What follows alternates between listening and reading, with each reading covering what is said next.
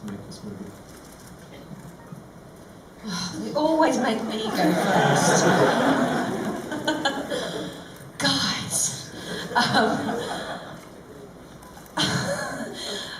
It was so exciting. I mean, I have to be honest, it was terrifying. And I do remember all of us walking into the room on day one of rehearsal, just for a simple read through, where you're trying out your accent and hoping to God that everyone else isn't looking at you and thinking, oh, she's shit.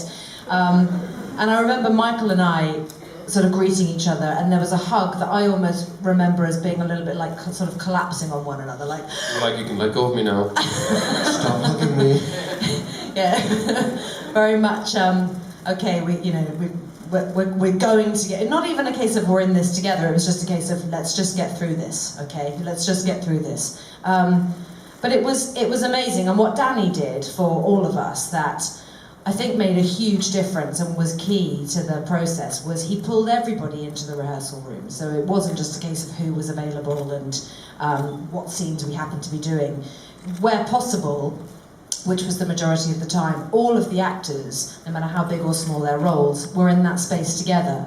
And what that did was there was no pecking order. Okay, Michael did have more to do than all of us in terms of actual lines to learn, but everybody, we were very much given these parts to play. They were ours, they became ours, and Danny gave us permission to play them the way that we wanted to, and to make all the mistakes that we needed to make and get really out of the way before we walked onto the set. Because when we walked onto the set, we had to be that well-oiled machine. We had to be ready to go.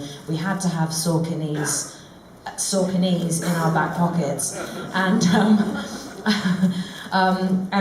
to really be, be ahead of ourselves. I mean, Michael and I would try things in rehearsal, and we would know straight away that it wasn't really going to work, but we'd soldier on for the 12 or 13 pages and then look at each other and go, yeah, that was absolute shit, we'll never do that on set. And so it was very necessary to have that process, really. In particular for creating the energy that was required to keep up with the pace and what Aaron had written and really had handed to us, because the rhythm and the cadence, which Michael always talks about so eloquently, and I'm going to hand this over to you in a second.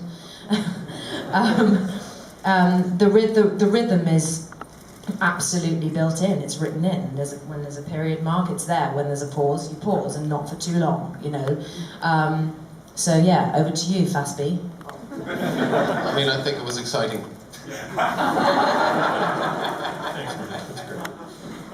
You didn't always. My favorite moment at the very first table read, each of them actually at least one point in the movie has kind of a long list of things to say, and Michael, in one of his speeches where he's saying that the 300 megahertz processor is twice the speed of the 200 Intel, this and that. Just like he's saying it, he just glanced up at me, he just looked at that, and on a break, I went over to Jeff and I said, listen, Michael's a really big Irish guy, and I think he's going to beat me up. And Jeff, who'd been doing this for 3 years already with the newsroom, just stared at me and said, I'm a really big Irish guy, and I'm going to beat you up.